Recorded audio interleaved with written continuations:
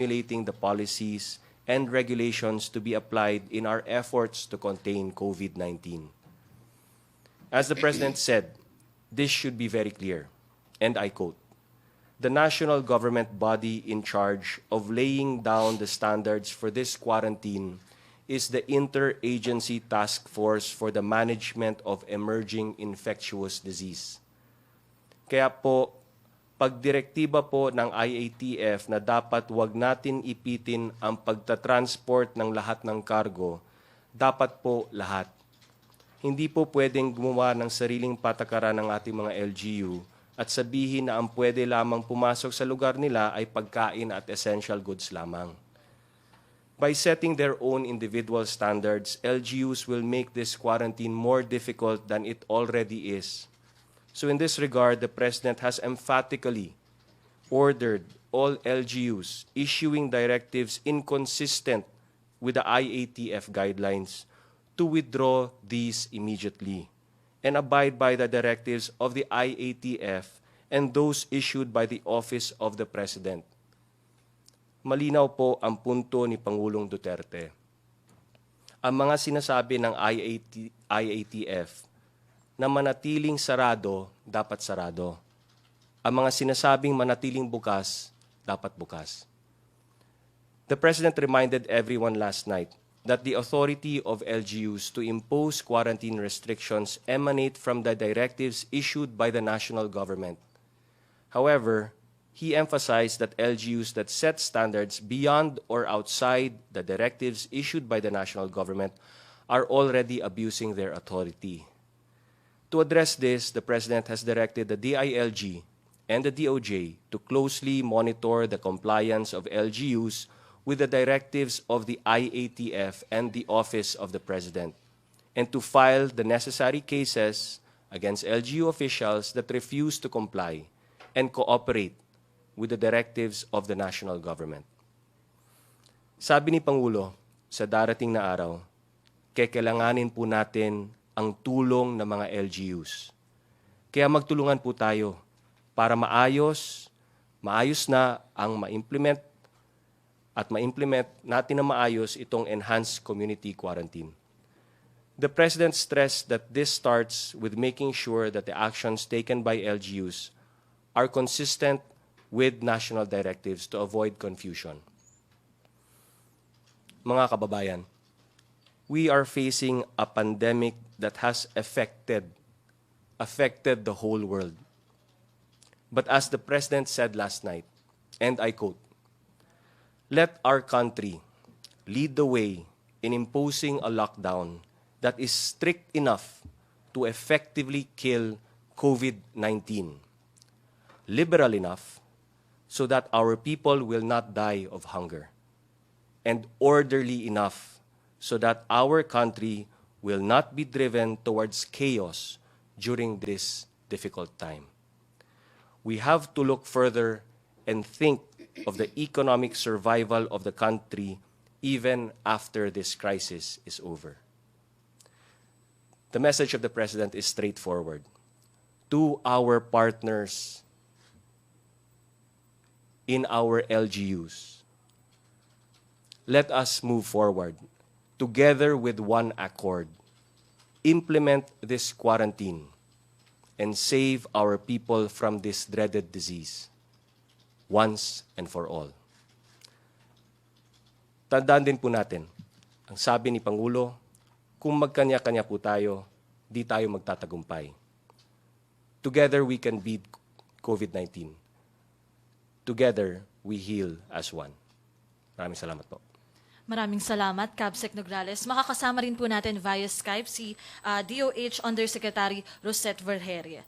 Ngayon naman, questions from MPC, Maricel Halili from TV5. Hi, sir. Good morning. Sir, when you say inconsistencies, ano po ba yung nakikitang inconsistencies ng national government do sa pinapatupad ng ilang LGU? I'll ask Secretary Anyo to respond. Well, una-una, meron tayong guidelines na ibinigay ang IATF, EID, at ito ay naging memorandum signed by Executive Secretary Salvador Medjugorje. Now, may mga ibang LGUs na nag-iba ng interpretation. Like for example, the checkpoint and passing of cargos. No? Kasama dyan, dapat lahat ng cargos, especially food and medicines, should be unhampered. But because some LGUs in Visayas and Mindanao, lockdown sila ng kanilang border, ayaw na nilang paraanin itong mga cargos na ito. Na kailangan makarating sa iba't ibang lugar, kasama na rin ang island of Luzon. Second, itong mga stranded passengers who were caught during the declaration of lockdown. Ang ating kwan dito, ang ating palisiya dito ay yung mga inabutan sa biyahe ay dapat makauwi. Pauwiin dapat sila at padaanin dapat sa kanilang mga jurisdictions. So, for example, kapag nag-lockdown ng border niya yung isang probinsya, hindi naman makakatawid yung mga stranded without passing the province. It has to be allowed. Huwag na lang pababayin yung mga tao sa mga populated areas, but they should be allowed to pass through. Airport flights, wala sa authority ng LGU ang mag-cancel ng mga airport flights, particularly domestic flights, because that belongs to another government department. So there must be a coordination, there must be a dialogue, and there must be an agreement. So you'll find a lot of people get stranded because some LGU officials suddenly declared that domestic flights in their respective areas are already canceled or will not be allowed. Yung ating mga OFWs, balikbayan, and foreign nationals, we are allowing them to leave our country anytime. But because some balikbayan and some foreign nationals cannot pass through a particular jurisdiction, they cannot get through the international airport. So malinaw naman yung mga ibinigay nating guidelines, dapat ay susundin ito ng ating mga LGUs. And lastly, ang Luzon ay under enhanced community quarantine or similar to the total lockdown. Visayas and Mindanao are not. They have the option to impose general community quarantine, but before they can issue the enhanced or the lockdown, it has to be cleared with DILG and the DOH. So dapat susunod tayo sa ganyang mga guidelines para walang kalituhan at walang may stranded na mga kababayan natin. So sir, sino-sino po itong mga LGU na sinasabi natin na sumuway doon sa guidelines na binigay ng national government? I cannot name those LGUs, but there are already official communications that we are doing with them. Mm-hmm. Siguro ganyan na lang. Ang pakiusap lang po natin for the LGUs is just coordinate lang with DILG. Yun lang. Yun lang hiningi namin. Tapos yung DILG says something na kunyari nahirapan na kami dito or gives its directives, it gets that authority from the president. So sunod lang. Just cooperate with the DILG. Yun lang naman ang ating dito. Kasi ang DILG may presence sa IATF. Sa IATF kasi nadidiscuss ang lahat, economic, health, all aspects nadidiscuss. So sa implementation, when the DILG says something or nakikiusap sa LGU, follow lang. Yun lang. Sir, clarification because, ilang araw na rin na naging issue yung tricycle doon sa Pasig City. And sinabi na rin I think naman... tapos na yung issue. Opo. Tapos na po. Sinabi na rin naman ni Mayor Vico na susunod sila. Pero what makes it different from the e-trike na ginagamit doon sa Manila? So yung e-trike allowed yun? No. Ask Sec. Ano to respond. Yung public transportation ay pinagbawal natin kasi ito yung key para maipatupad mo yung total lockdown. Make it hard for people to move so they will stay at home. My job is how to make people stay at home. Now, if you allow mass transport, like kunyari, yun nga yung tricycle, you're opening a gate. We have about 4.5 million tricycles in the whole country. Much more dito sa Pilipinas, sa Metro Manila, pinaka-minimum dyan is about 270,000 tricycles. Now, the difference doon kay Mayor ng Manila, yung e-tracks, e-vehicles ay hindi pumapasada. Ito ay hinire o kinumisyon ng Manila on-dispatch system for the purpose of bringing health workers to the hospital. So, hindi sila pumapasada. They are on-dispatch system to pick up the health workers specific. Hindi yung pumipick up ka ng pasahero. At alam mo naman, no, pagka pinayagan mong mamasada, kahit konti lang yan, you cannot control it anymore. Speaking of 270,000 tricycles, sabihin natin 100,000 tricycles. I don't want the PNP and the AFP to check 100,000 tricycles every moment just to check kung sinong sakay.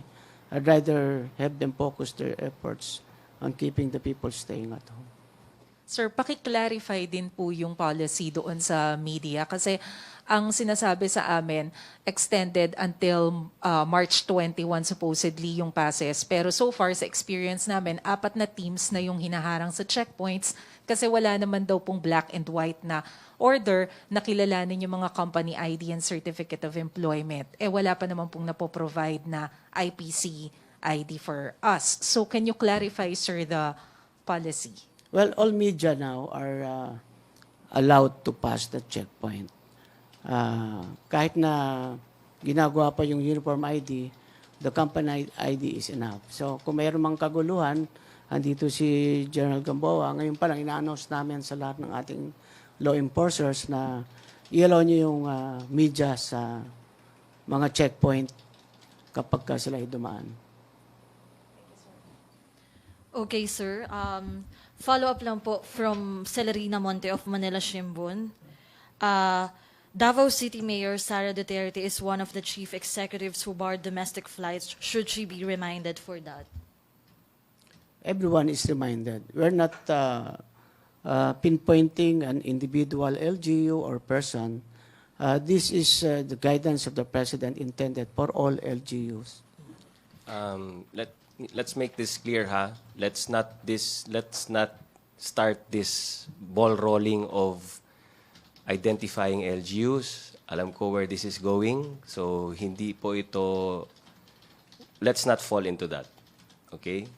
Magtulungan po tayo. Wala nang ganyanan na, di ba, sinong LGU yan. Nagtuturoan na eh. Parang, that's not healthy anymore. Yes, yes. Please. Ano lang, this is a general directive of the President. And everybody just follows. So, wag na yung mag-intriga pa na ganito, ganyan. Pare, COVID-19 ang kalaban natin dito. Hindi tayo magkaaway dito, ha? Okay, sir. Phone-in questions from Argan Merez of ABS-CBN News Online for CABSEC. The whole week, presidential spokesperson Salvador Panelo has been saying that the government has enough funds. Pero biglang nagpapatawag ng special session for Congress to pass a supplemental budget. Sa ngayon po ba, magkano po ang pondo pa ng gobyerno para sa COVID-19 response at hanggang kailan po ito tatagal? Magkano po ba ang kailangan na budget ng gobyerno para rito sa kabuuan? I don't know if I am authorized already to give a statement regarding that, no. But number one, let me make this clear. Totoo po, may pera po ang gobyerno. We have the funds to battle COVID-19 and take care of all Filipinos, no. Number two, we need the help of Congress. Okay? We will, when the time is right, we will tell you how you can help. But at this moment, already, the President has instructed some persons to already contact the leaders of Congress. So, meron na po tayong pakikipag-ugnayan. Maybe in the coming days, an announcement will be made. But right now, wala pa akong clearance to make that announcement. So, let's let the people in charge do their jobs. And let's respect muna the way they do their jobs. Basta, ang assurance ko lang, number one, may pera pong gobyerno. And number two, we need the help of Congress. Okay. And for DOH naman, kasama rin po natin si Ma'am Vergere via Skype. House Secretary Duque and another, should the President be in self-quarantine or should he be tested again for COVID-19? Kasama po natin si Yes. Parang-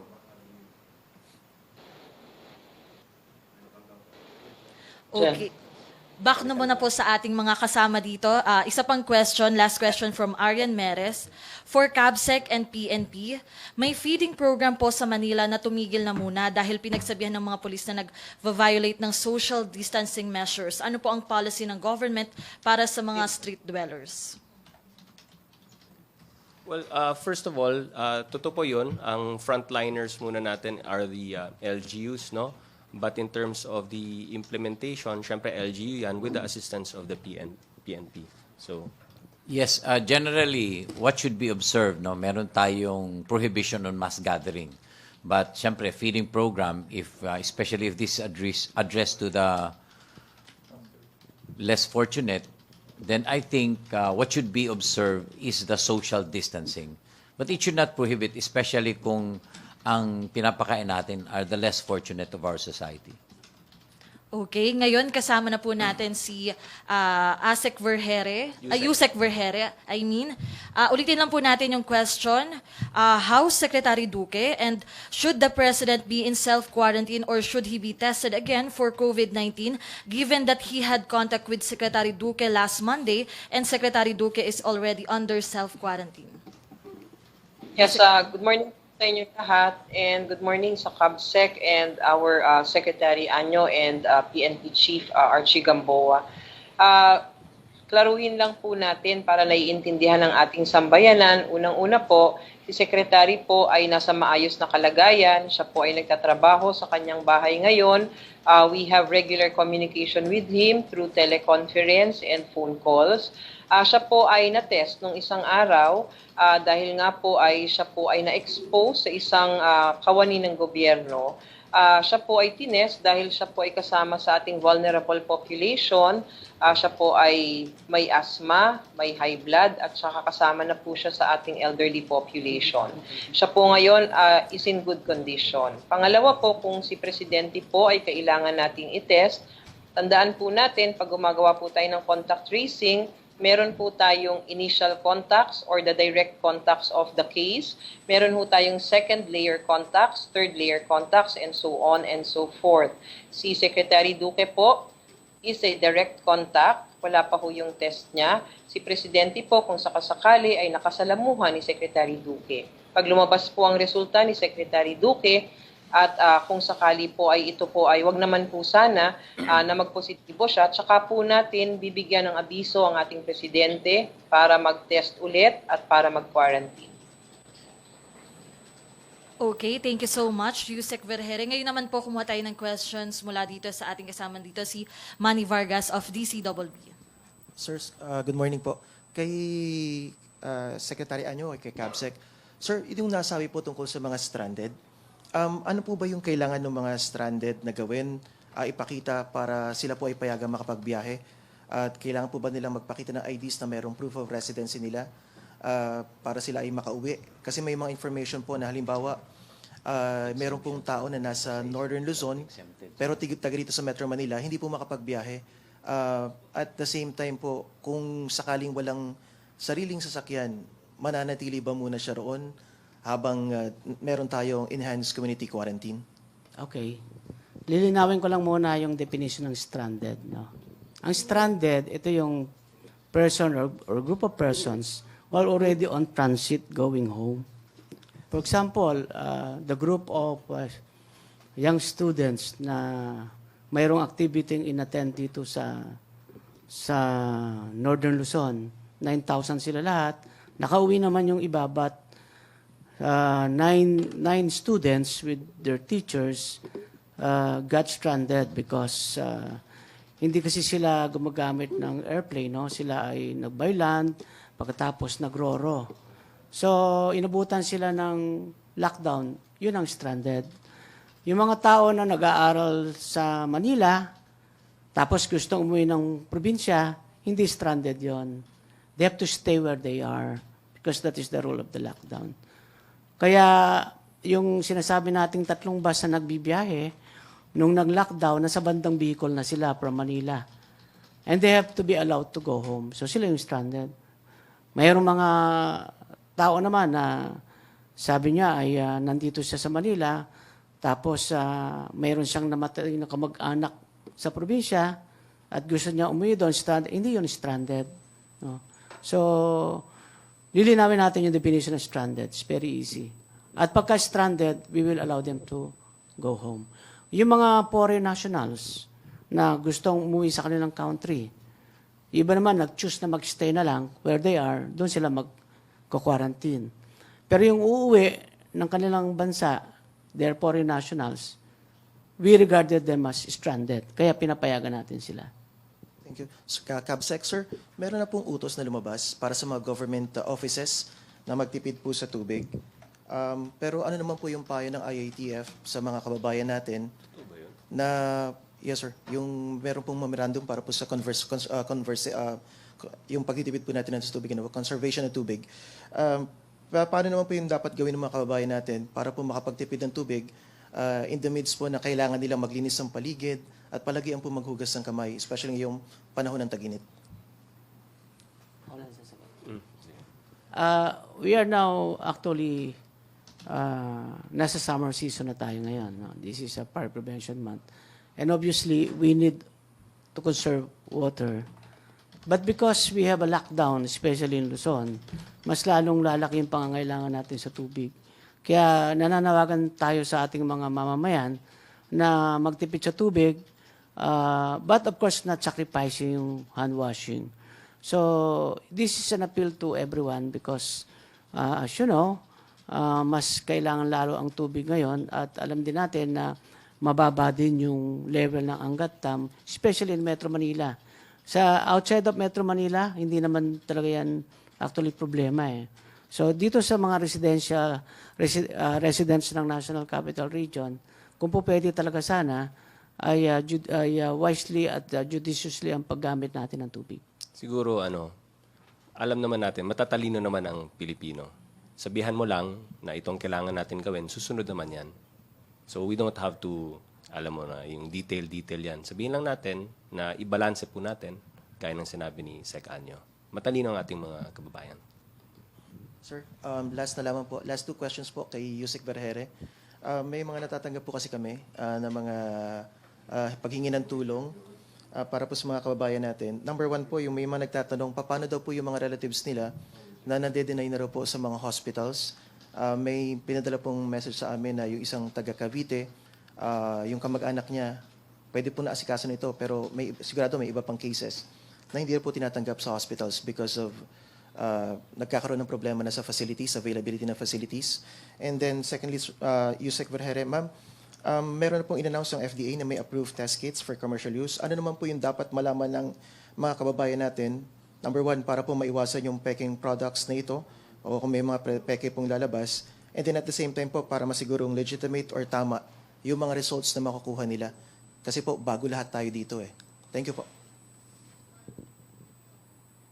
Those questions. No, unang-una po, yung mga tinatanggihan ng ospital, sana po maklaro po natin kung ano po ang circumstances kung bakit po tinanggihan ng ospital. Meron ho tayong pinapatupad ngayon ng mga pamantayan at patakaran ukol sa mga taong dapat lang i-admit sa ospital sa ngayon ng sitwasyon natin. Unang-una po, ang mga tao po na may severe na mga symptoms o di kaya sila po ay elderly o kaya ay may underlying conditions or high-risk pregnant na may mild symptoms. So pagdating po sa COVID-19, yan po ang ating mga tinatanggap sa ating ospital. Atin na pong binibigyang tugon, ito pong mga nababalita at naobserbahan na napupuno na ang ating mga ospital. Sa katunayan nga po, na i-announce na po kanina ng ating Secretary of Health, UPPGH already has agreed to become our COVID-19 hospital. They are slowly transitioning para po magamit na natin sila in the coming days para specific lang for COVID-19 cases. Ang ating pong iba pa ring ospital, katulad ng Lung Center, meron na pong dedicated wing para sa mga kasong ito. And also, ina-assess na po natin ngayon yung ating N. Jose Rodriguez Memorial Hospital doon sa Caloocan para ma-equip natin para maging hospital din specific for COVID-19 cases. So, ito pong lahat ay mangyayari sa mga susunod na araw. So, yun pong mga tinatanggihan apparently, sana malaman po natin ang circumstances. Itawag niyo sa hotline namin para mabigyan namin sila ng karampatang solusyon o response dyan po sa kanilang inirereklamo. Pangalawa po, yung pong sa ating mga testing kits, meron na pong naaprubahan ng ating Food and Drug Administration na 4 na testing kits na pwede na pong gamitin for commercial use. Ngunit gusto lang natin paalalahanan ng ating mga kababayan. Ito pong testing kits na naaprubahan ng FDA para sa commercial use ay maaari lang gamitin sa ating mga ospital o laboratorio na may kapasidad para gamitin ito. We need a molecular biology laboratory para gamitin po itong mga testing kits na ito. Hindi po ito basta nabibili sa mga supermarket o sa drugstore at gagamitin sa bahay. Kailangan pa rin sa ospital gagamitin ito. Ang kagandahan po nito ay mas marami na pong ospital ang maaring makagawa ng testing dito sa ating bansa. Okay. Ngayon naman po, phone-in questions ulit. Para ulit kay Yusek Vergere. This is from Sofia Toma Cruz from Rappler.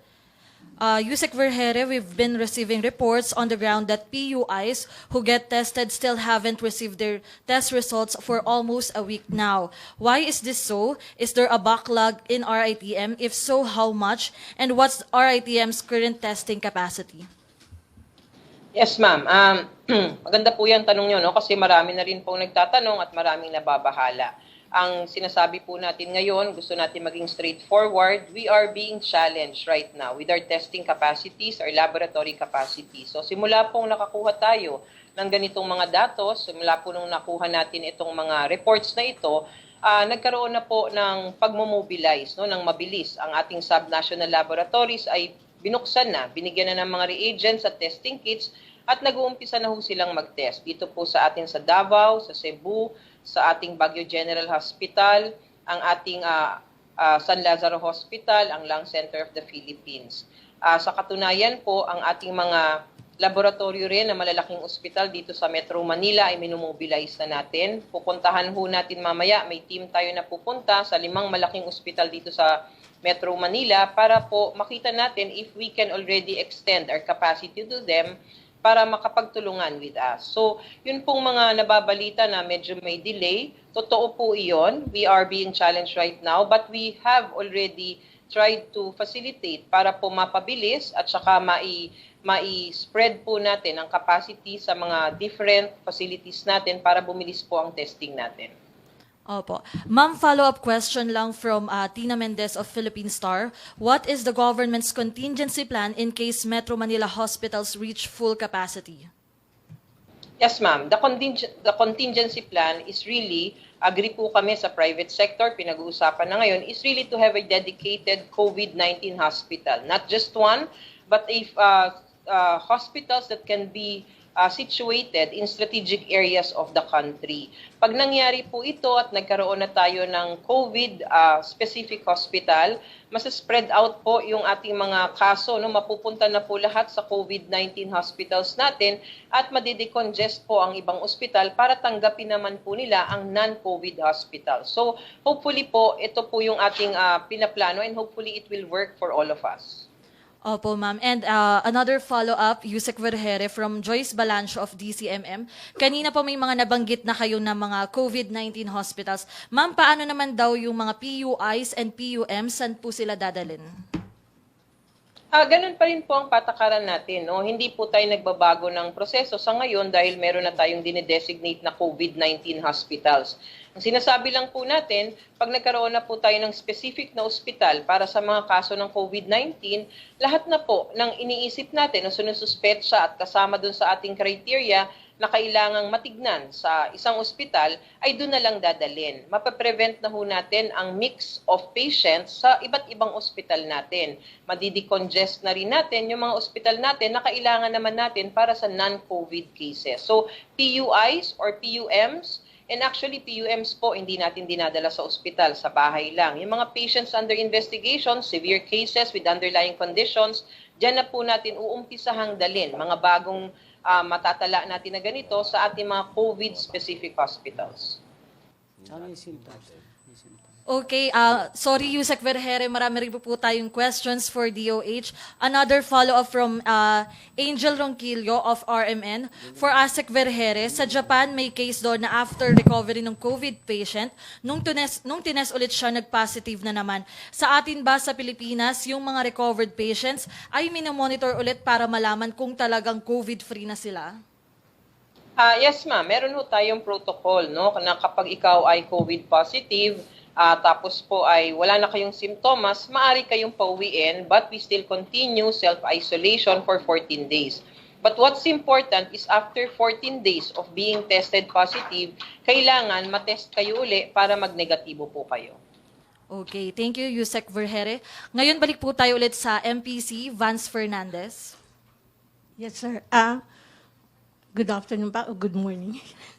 To CABSEC. CABSEC, regarding dito sa PPP program ng ating pamahalaan, tuloy po ba ito hanggang ngayon? Kasi alam naman natin na maraming mahihirap ngayon in time of this crisis na nangyayari sa ating bansa. May mga ginagawa na pong hakbang ang DSWD tungkol dyan. At hindi lamang sa PPP, kundi pati na nun sa mga senior citizens at iba pa mga tinutulungan ng DSWD na mga yung regular clients po nila. Kasi marami naman po tayong mga tinutulungan mula sa iba't ibang mga programa ng DSWD. So may mga ginagawa na pong hakbang ang DSWD para mapanatili at matuloy natin in a way na protected din yung ating mga social workers, no, at ma-exercise din po natin yung social distancing. So sa susunod na mga araw ay maglalabas po ng mga guidelines at directives po ang DSWD, si Secretary Bautista. Lagi naman po namin pinag-uusapan yan sa IATF. So when the time is right, maglalabas na po si Secretary Bautista ng mga guidelines niya para dun sa mga regular clients po ng DSWD. Mga kailan kaya to, sir? Nakausap ko kasi si Sec Bautista, may mga kagabi, no, during the meeting. So may mga fina-finalize lang po sila sa lalong madaling panahon. Sir, some of the SS pensioners are still awaiting. May nagagawa po ba ngayon ng SSS para maibigay yung kanilang mga pensyon? Kinakausap din namin ang SSS dito, no? At siguro hintayin din po natin yung announcement mula sa SSS. But yes, SSS is also one of the offices, no, na kinakausap natin tungkol dito.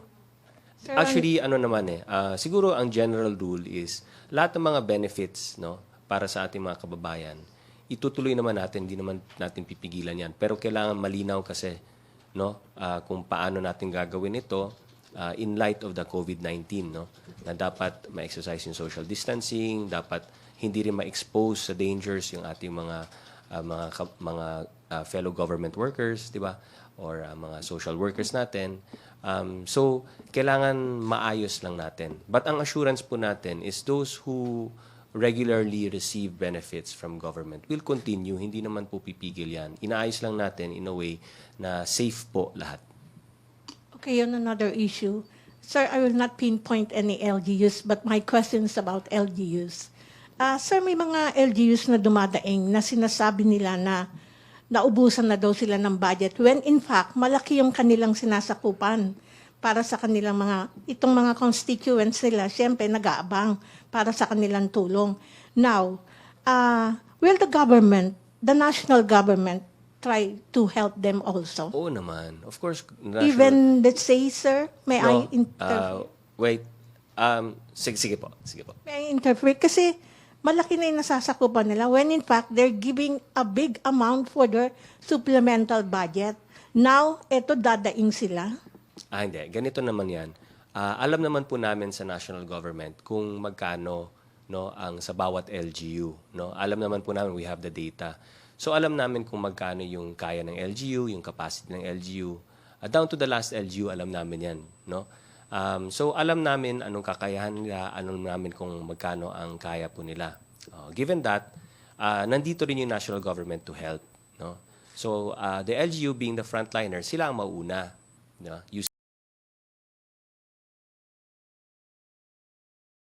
Nila. Tapos augmentation at tulong ay yung national government papasok to augment and help the LGU. Kasi frontliner ng LGU. Yung sistema in place na po yan. Yun lang, that's why we need better coordination, yung magandang coordination with the LGUs. At maraming mga LGUs, no? Maraming LGUs are doing a fantastic job and we commend them for it. Alam po namin ang sakripisyo po ng mga LGU. Alam namin, kinokomment po namin sila sa lahat ng ginagawa nila. And the DILG is here to help. Magtulungan lang po tayo. Yun lang naman ang message. Yes, sir. Para po kay DOH, Vergeri, okay.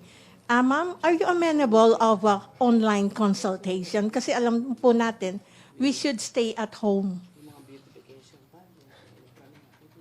Yes, ma'am. Meron po kaming ngayon hotlines ng DOH kung saan po tinalaga natin ito para makatawag po ang ating mga kababayan na may mga questions regarding regarding the situation, tungkol po sa mga inyong nararamdaman, at iba pa hong impormasyon na kailangan nyo. Maari lang po kayong tumawag sa 1555. Yan po yung isang hotline. At yung pong isa ay is 894-COVID. Okay, thank you, ma'am. Sir, kay PNP Chief Gamboa. Sir, may tatanong lang po ko. Last time, dumaan po ko going to San Juan. Ang sabi nila sa akin, hindi daw ako pwede pumasok. When in fact, boundary lang po siya ng Manila. So, I have to go to the market and the groceries. Hindi po ako pinayagan. Okay, first, San Juan, sir. are you presenting yourself as a member of a media or Yes. the only authorized in the Yes, I family told to do? them. Okay, if your function is for the media, then dapat walang question. Once you present your company ID, then you should be allowed to pass. Second, if you are the designated person in the family who's supposed to go to the grocery or do the marketing, then it's also one of the acceptable exemption. Then you should have passed the checkpoints. Okay, sir. Pero ang sagot po sa akin nung PNP or that, I don't know, that's a soldier, no? Kasi nakapatig, sir. Sabi niya, utos lang po. Yun, mali nga ang interpretation eh. No? That's why kami sa PNP, we even disseminate on a daily basis. No? Kasi every time there's a new directive coming from the interagency, kung merong mga amendments doon, who can only pass, no? Because we keep on defining that in every interagency conference, then we immediately disseminate, no? Through our regional directors, and we already created a Viber group para mas mabilis ang dissemination. But as a general rule, pag ikaw yung designated nga ng family to do the marketing, to do the grocery, to buy medicines, then you should be one of the exempted people who should be able to pass through checkpoints. Thank you, sir. Okay, another phone-in question. Igawin ko na po lahat na pong ito kay Yusek Vergere from Joseph Morong of GMA News. Yusek Vergere, do we know the extent of contamination of COVID in Metro Manila? And another question, are we looking at a more aggressive approach to testing, say magbabahay-bahay sa mga areas where there is a concentration of confirmed cases or a high number of PUM? Yes, ma'am. Unang-una, yung sa tanong, extent of contamination, what we know for now is, and basing it on facts, would be the data o yung mga datos po na pumapasok para po sa mga kasong nagpo-positibo. As to the extent of contamination, yan po ay hindi ko masagot, no? Kasi ang unang-una, droplet infection, it lands on surfaces. But if you find a positive case, nakapag-disinfect ka after 24 hours, that's okay already. Ang virus po, it doesn't stay that long na maglalast for how many days. Pag nagland po sa surface yung ating coronavirus, after 8 to 9 hours, wala pa nga hong supporting evidence talaga na accurate yung information na yan, ay wala na po yung virus na yan. Also, kapag nag-apply nga po kayo nitong tinatawag natin ng mga disinfectants, pag nasa bahay kayo, kahit po yung household bleach pwede, after 24 hours, you can already use the space or the unit kung saan meron naging positibo ang kaso. Okay, and ma'am, another follow-up. How many testing kits do we have? Sa ngayon po, meron na hong mga pumasok, no, na mga donations coming from different partners and from the Chinese embassy. Meron ho tayong pumasok na 2,000 galit sa Mammoth Foundation. May pumasok pong 1,000 kits galing po sa South Korea. Meron hong papasok sa Sabado ang dating 100,000 kits galing po naman sa Chinese Embassy. At marami pa ho tayong inaasahan ng mga donasyon ng mga testing kits dito sa ating bansa. Ma'am, from Rosalie Cos of UNTV, Yusek Vergere, ano po ang gagawin ng DOH doon sa umanay nawawalang pasyente sa Quezon City na nag-positive sa COVID pero tumakas? Paano siya malolocate? Nakikiusap po kami sa ating sambayanan. Nakikiusap din po kami sa ating mga media practitioners. Sana po i-verify niyo muna po sa amin kung totoo yung mga tumatakas na pasyente because it's really scaring our community. Katulad po kahapon, may naitala na may nakatakas daw apparently na pasyente sa General Trias Cavite. Nung chinek po namin sa data, the specific name, yun pong profile ng tao, wala po kaming ganun sa listahan namin. Kaya agad-agad po kami nagpalabas that was fake news. So ito po ngayon, ipadala niyo sa amin itong profile, ipadala niyo sa amin ang information and we will be verifying this immediately. And immediately post kung totoo man po ito o hindi. Ma'am, and last follow-up na lang po, Yusek Vergere, what is the status of PUIs in the regions? Is there a possibility na may mga positive doon considering walang testing doon? Hindi po walang testing doon, ma'am. Nagkokolekta po tayo ng mga specimens dun sa mga taong katulad ng sabi natin ay kailangan na matest dun sa ating mga regions. Meron na rin nga po tayong na-mobilize sa subnational laboratories kung saan pwede na rin po tayong magpatest. Ang sinasabi ho natin, ang ating mga kaso ngayon or mga patients under investigation ay malaki ang porsyento na nandito po sa atin sa Luzon area. Sa regions po natin, about 20 to 25% of our patients who we are monitoring are there. So kaya nga po araw-araw kinakausap na rin po ng ating Secretary of Health, ang ating mga regional directors, ang ating mga EXECOM members na in charge dito sa mga lugar na ito para po mapag-igting pa natin ang ating surveillance and of course the capacity to manage our cases there. So, iniimbitahan po, kung if I may take this opportunity, ma'am, imbitahan ko lang po lahat po ng sambayanan, and even our media practitioners, please join our DOH PH COVID-19 Viber community para ho nakikita nyo araw-araw ang aming updates at saka fact checks. Kung meron ho kayong mga information na nakakalap at gusto nyong i-verify, you would find it here because we immediately verify news that we get from social media. Okay, thank you, Sec Vergere. And for Cabsec Nograles lang po, another question from Rosalie Cos. Sir, may susunod pa po bang IATF recommendation sa Pangulo? At ano po ba ang worst case scenario? May mas mataas na alert level pa po ba sa sub-level 2? At ano po ang magti-trigger para rito kung sakali? May IATF meeting po kami pagkatapos po nito. So, tingnan natin kung after the meeting, magbibigay ba kami ng mga panibagong guidelines after the meeting. So, may marami kaming pag-uusapan.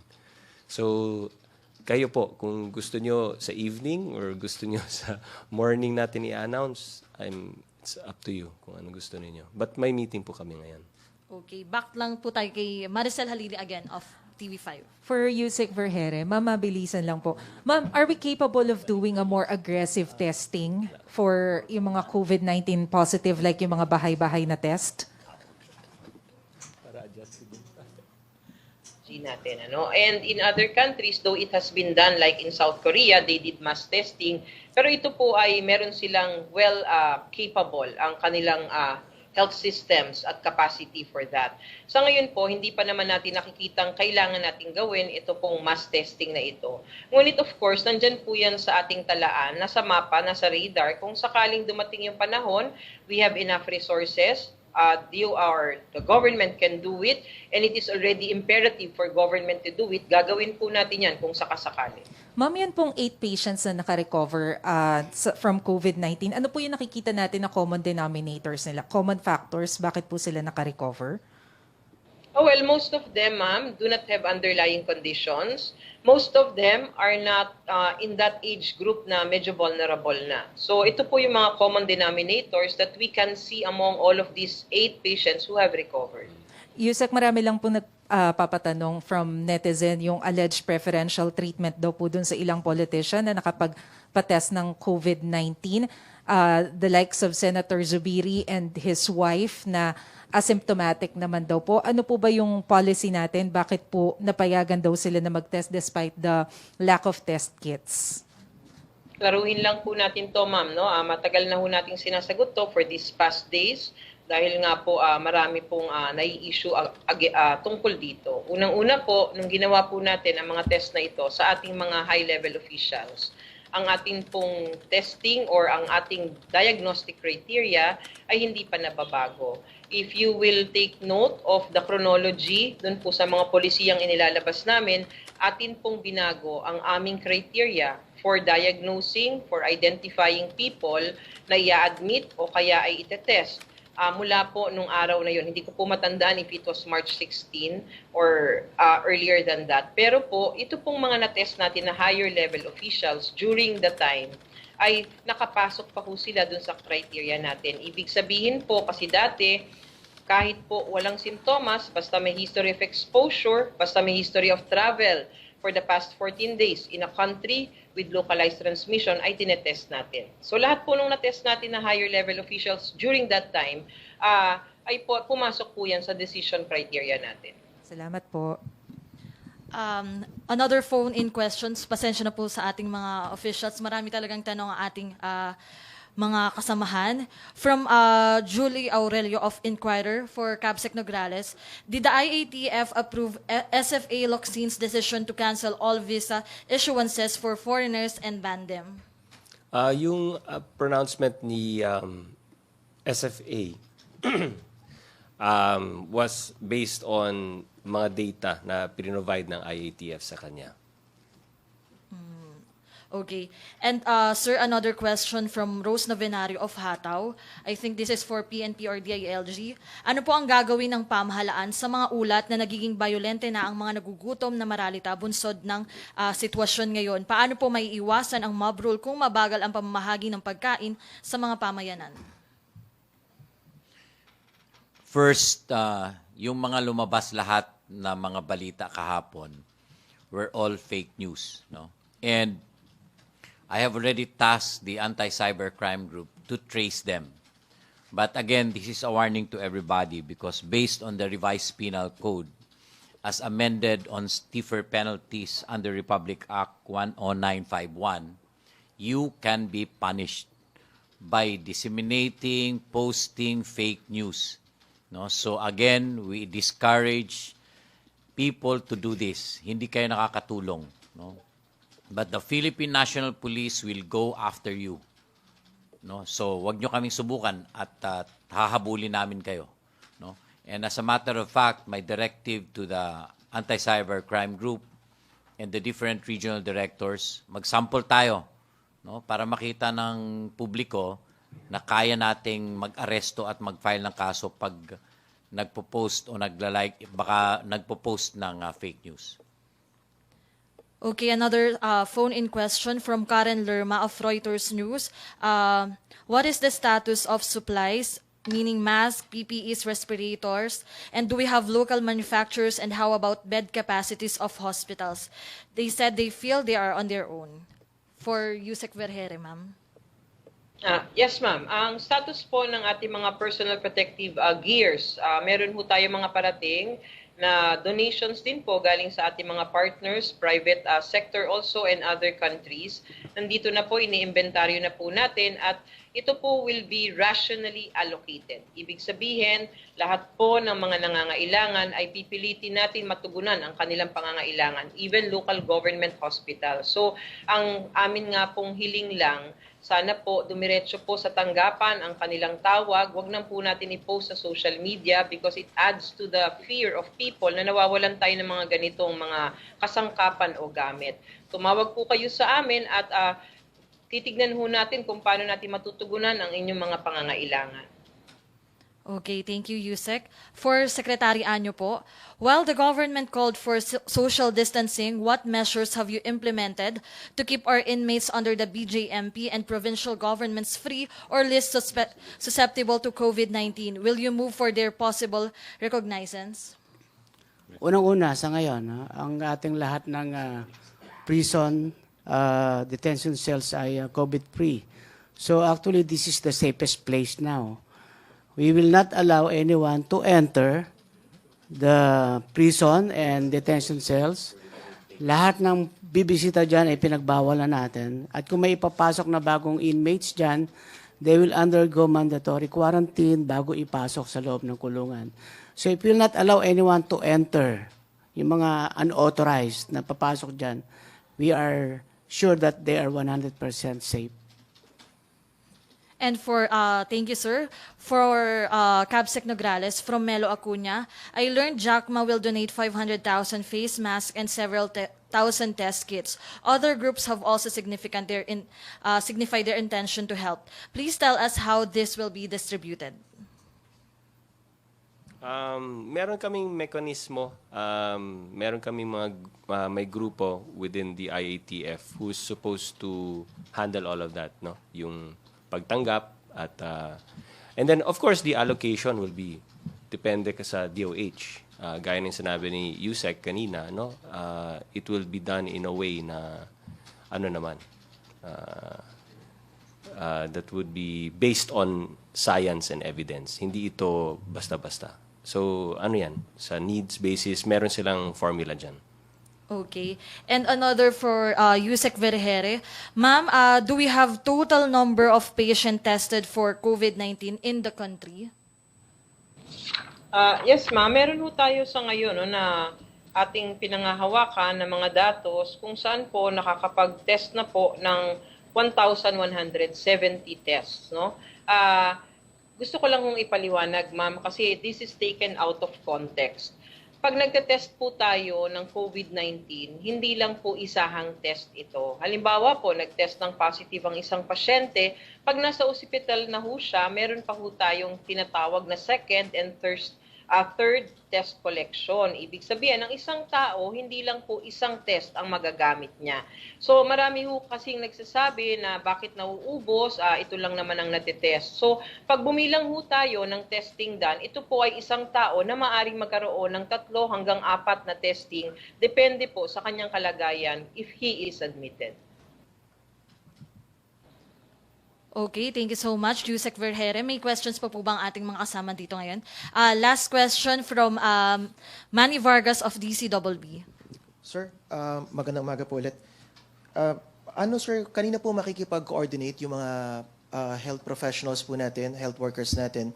Kasi po, may tanong pong pinaabot sa DCWB. Galing po kay Jason Macedonio, isa raw po siyang health worker. Sabi niya, paano kaya sa mga gaya naming health workers, 12 hours kaming duty, sa hospital, rider ako, gusto ko sanang isabay ang katrabaho ko dahil wala siyang masakyan. Hindi talaga namin alam ang gagawin. Hindi siya makapasok, mas malaking kakulangan nito sa amin dahil kinakailangan namin mag-extend kapag wala yung mga kasama namin. Rider meaning to say motorcycle? Rider po siya, sir. Gusto niyang isabay ito sa mga kasama niya. So siguro, sir, bawal ang yun nga po. motorcycle. Ang siguro, sir, ang tanong po dapat siguro dito para sa kanila is, kanino sila pwedeng mag-coordinate para malaman nila kung saan sila pwedeng pumunta na may mga libreng sakay or para ma-accommodate Nag-announce sila. na kasi yung DOTR, di ba? At DOH, ng mga point-to-points. So yun, yung point-to-points, yun yung ating ginawang hakbang para matulungan ang ating mga health workers to get to work. Pero yung motorcycle, hindi po talaga pwedeng, angkas, hindi talaga, hindi Sir, pwedeng can they coordinate with the LGUs para kung sakaling of course. medyo of course. malayo sila? Yes, yes. In fact, we encourage that, no, na mga LGUs na tulungan yung mga health workers. May mga LGUs are already... 74 buses yung umiikot. Si Sec Anyo po. Ang DOTR ay merong kinumisyon na 74 buses na umiikot yan at naka-announce yung mga pick-up points. So, coordinate lang with their LGUs and yung DOTR also ay na-coordinate dun sa mga hospitals din kung saan yung mga pick-up points. Huling-huling tanong na lamang po para kay Yusek Vergere. Pinapabutin po ng mga kasamahan namin. Number 1 daw po, ano raw po yung mga hospital na pwedeng puntahan para magsasagawa daw po nitong mga COVID-19 test? At sabi po ni Ms. Nifa Ravelo, magkano naman daw po yung price ng approved na test kits at kung saan daw po ito i-charge? Kung ito po ba ito sa pasyente o pwede raw po bang i-charge doon po sa PhilHealth? Thank you po. Okay, Wala pa naman po nung una, no? Nagsabi na tayo kung saan po tayo pwedeng pumuntang mga ospital kung sakaling nakakaranas tayo ng COVID-related symptoms at pasok po dun sa ating sinasabing dapat lang pumunta muna sa ospital para maiwasan ang paglaganap pa ng infeksyon. So, meron ho tayong levels 2 and level 3 hospitals. Pakiantay lang po ang ating announcement. Baka po mamaya pagkatapos ng meeting namin with UPPGH this afternoon, kung atin na pong sasabihin sa ating mga kababayan na maaari na kayong pumunta sa UPPGH at sa iba pa ho nating designated hospitals para doon na kayo titignan. Pangalawa po, magkano po ang ating mga commercially available na ngayon na mga lab test kits? Wala po ho akong impormasyon ukol dyan. Gusto ko lang paalalahanan lahat, ginagawa pa rin po ito sa isang ospital na may kapasidad ang laboratorio para gawin po ang mga test na ito. Okay, isang pahabol lang po kay Yusek Vergere from Agence France Press. Patanong naman po yung contact tracing ng mga Muslims na sumama sa tablay sa Malaysia. Nahirapan ata ang contact tracing. Ma'am? Yes, nakuha na po natin itong impormasyon na ito ng isang araw pa. At meron ho tayong isinagawang coordination with our undersecretary dyan sa Mindanao area na siya po ang namamahala ng ating pagsasagawa ng contact tracing for all of these apparently 202 Filipinos na nagpunta po sa Malaysia at nakabalik dito. So nakikipag-ugnayan po tayo ngayon directly with our BARM, ang kanilang mga opisyalis doon para makuha ho natin ang mga datos na ito. And ma'am, super last na talaga, from NPR, what is the projection we're looking at given the rise of the number of cases? Ganun pa rin po ang sagot natin. No? Katulad ng sabi ko ng isang araw, nagkaroon na po ng modeling estimates ang ating mga eksperto kasamang World Health Organization na sinasabi at that minimum na sinasabi natin na reproductive rate ng isang taong may COVID positive case, maaaring makapanghawa ng 2, we are projecting, no, based on evidence na maaaring umabot tayo ng 75,000 in 2 to 3 months kung hindi tayo gagawa ng maayos na pagpapatupad nitong mga stringent measures na ginagawa natin sa ngayon. Gusto ko lang hong klaruhin na mangyayari lang po ang pagtaas nitong bilang na ito sa ganitong kataas na 75,000 kung hindi tayo susunod sa gobyerno. Kaya nga po tayo nagpapatupad ng ating mga measures ngayon katulad ng enhanced community quarantine ay para maputol ang transmission and hopefully ma-flatten natin yung curve, ma-spread natin into many months ang mga kasong ito para mas makaresponde po tayo appropriately. Okay, thank you, Yusek Vergere. Now the last question from Vance Fernandez. To Cabsec Nograles from Tina Mendez of Philippine Star. Has the palace stopped President Duterte's 16 billion contingent fund and the 13 billion calamity fund for COVID? If yes, magkano po? Gaya ng sinabi ko, ayoko po pangunahan ang any announcement that will be made. I stick to what I said a while ago, na meron po tayong pondo at we will need the help of Congress. The President has already assigned certain persons to talk to Congress on how we will work together to make these funds available for all of the needs na kailangan natin in all aspects, health, social amelioration, pagtulong natin sa ating mga kababayan, and even sa economic recovery. So, lahat po yan. Pero sir, still intact po ba daw to? Itong 2 lump sum? Basta yung pera natin is available, no? And we just need the help of Congress in certain we'll make the announcement when it's Sir, last na lang po kay Yusek Vergere. Sir, patanong po from GMA Lay Albis, sabi niya, ilang tests po ang ginagawa sa RITM? nawala na. Parang nawala na po si Yusek Vergere sa ating line. Pero kasunod po ng ating IATF briefing ay ang Laging Handa program sa People's Television Network. Patuloy po tayong mag-abang sa ating mga kababayan. May statement po na po si... Ayan, magstay pa rin ang ating mga opisyal para sa Laging Handa program sa People's Television Network. Maraming salamat po.